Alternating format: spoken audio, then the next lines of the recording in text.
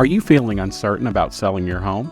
Do you wonder what needs to be done to get it sold, what you could sell it for, and how to get an acceptable offer? If that's the case, then Get Me Ready to Sell is the podcast just for you. Your host, Jeff Jones, is a realtor, coach, and entrepreneur, and he can help you gain the confidence you deserve to successfully sell your home. Here's Jeff.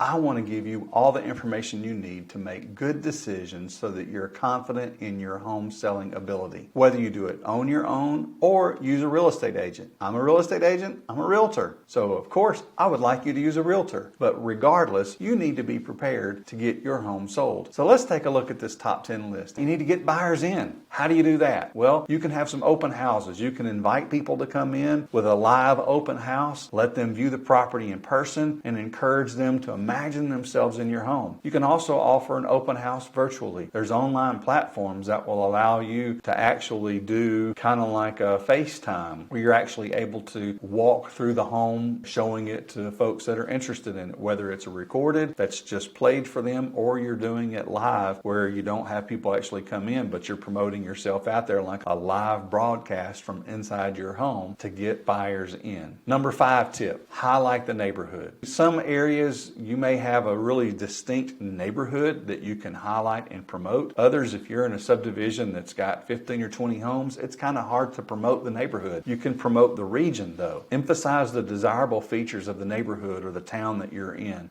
Proximity to schools, shops, parks, all these other kind of amenities. Now you need to be aware of though, when you're working with an agent, you need to be aware that all the marketing materials have to comply with non-discriminatory guidelines. Talking about a home or a property being within walking distance of a park or a bus stop or shopping is seen as discriminatory to those who have a disability with walking. They're in a wheelchair or they're paralyzed, they're not even in a wheelchair. So you can't say things like within walking distance, you can walk within 5 minutes to the park. You can't disclose those types of things. You can't use that in marketing, at least a real estate agent can't. As an individual, you're free to do those, but real estate agents can't do those things. Check the laws in your area to see what all those are. Number 6, be flexible with showings. Make it as easy as possible for prospective buyers to view the property by accommodating their schedules. You may not be able to do this 100% of the time. If someone in your home works nights and they sleep days, they might need to find somewhere else to sleep for a few days, especially early on when the house first comes on the market. You might need to block out times. If your family eats dinner every night from 5 to 6, you can block all those out, but make sure that you're making your home available, because the bottom line is you put it on the market because you want to get it sold. And the only way to get it sold is to get offers. And to get offers, you got to get eyes on the property. So make it easy for them to see. And so keep it appealing to potential buyers all the time. You need to be ready at all times. You may get a phone call when at 2 o'clock in the afternoon and you're at work, you're not getting home until 5 o'clock, and it was a late night the night before, the dirty dishes are still out, the beds didn't get made, and somebody wants to come see your house at 4 o'clock. Wow.